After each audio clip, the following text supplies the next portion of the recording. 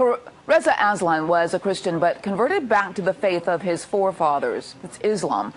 He has now written a book about Jesus. The book has become controversial as it calls into question some of the core tenets of Christianity.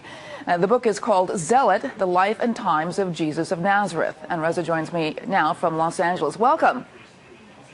Thank you for having me. Well, this is an interesting book. Now, I want to clarify, you're a Muslim, so why did you write a book about the founder of Christianity?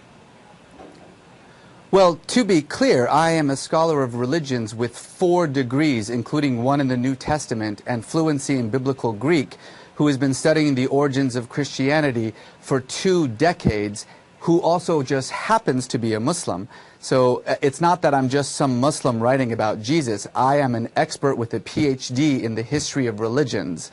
But I have been obsessed with Jesus. Though, it still begs the question, why would you be interested in the founder of Christianity? Because it's my job as an academic. I am a professor of religion, including the New Testament.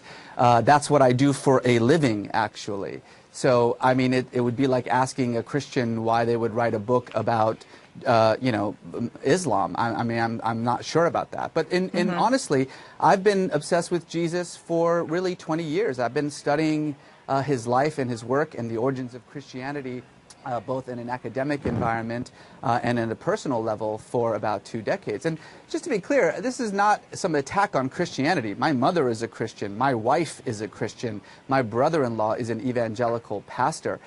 Anyone who thinks that this book is an attack on Christianity has not read it yet.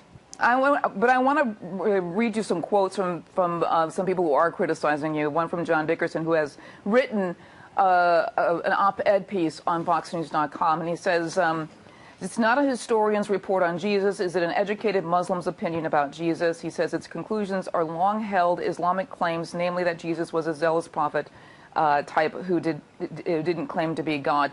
Well, that's actually not what Islam claims about Jesus. My book about Jesus overturns pretty much everything that Islam also thinks about Jesus as well. And to be clear, I just want to emphasize this one more time.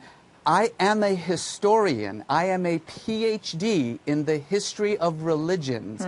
This isn't a Muslim opinion. This is an academic work of history, not about the Christ or about Christianity for that matter. It's about a historical man who walked the earth 2,000 years ago in a land that the Romans called Palestine.